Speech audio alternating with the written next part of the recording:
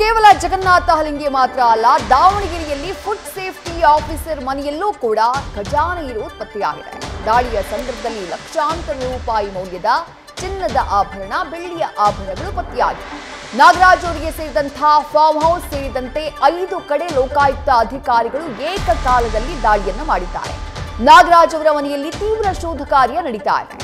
ಆದಾಯಕ್ಕಿಂತ ಹೆಚ್ಚು ಆಸ್ತಿಯನ್ನ ಹೊಂದಿರುವಂತಹ ದೂರಿನ ಆಧಾರದ ಮೇಲೆ ಲೋಕಾಯುಕ್ತ ಅಧಿಕಾರಿಗಳು ರೇಡ್ ಅನ್ನ ಮಾಡಿದ್ದಾರೆ. ದಾವಣಗೆರೆಯಲ್ಲಿ ಫುಡ್ ಸೇಫ್ಟಿ ಆಫೀಸರ್ ಆಗಿದ್ದಾರೆ ನಾಗರಾಜು.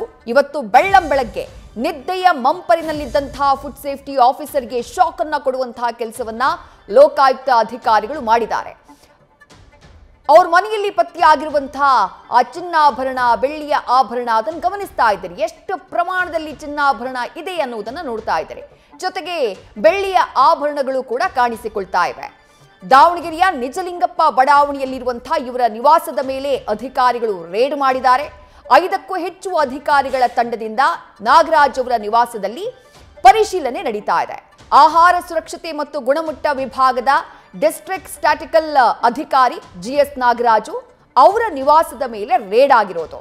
ಕಳೆದ 5 ಗಂಟೆಗಳಿಂದ ನಿರಂತರವಾಗಿ ಶೋಧ ಕಾರ್ಯ ನಾಗರಾಜು ಅವರ ನಿವಾಸದಲ್ಲಿ ನಡೀತಾ ಇದೆ. ಒಟ್ಟು 5 ಕಡೆ ಇವರಿಗೆ ಸಂಬಂಧಪಟ್ಟಂತಹ 5 ಕಡೆಗಳಲ್ಲಿ ರೇಡ್ ಆಗಿದೆ ಅನ್ನುವಂತಹ ಮಾಹಿತಿ ಇದೆ. ಅವ್ರ ಮನೆಯಲ್ಲಿ ಪತ್ತೆಯಾಗಿದ್ದೇನು ಅದನ್ನ ಫೋಟೋದಲ್ಲಿ ಗಮನಿಸ್ತಾ ಇದ್ದೀರಿ. ಏನೇನು ಸಿಕ್ಕಿದೆ ಅಂತ ಹೇಳಿ ನೋಡ್ತಾ ಇದ್ದೀರಿ. ಬಹಳ ಕ್ಲಿಯರ್ ಆಗಿ ಕಾಣಿಸ್ತಾ ಇದೆ. ಚಿನ್ನದ ಸರ, ಚಿನ್ನದ ಓಲೆ, ಚಿನ್ನದ ಬಳೆ ಎಲ್ಲವೂ ಕೂಡ ರಾಶಿಯಾಗಿದ್ದಾವೆ. ಬೆಳ್ಳಿಯ ಆಭರಣಗಳು ಕೂಡ ಇದ್ದಾವೆ.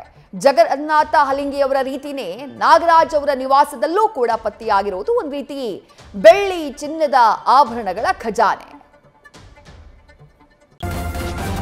ನ್ಯೂಸ್ ಫಸ್ಟ್ ನಿರ್ಭೀತಿಯಿಂದ ನಿಮ್ಮ ಪರವಾಗಿ.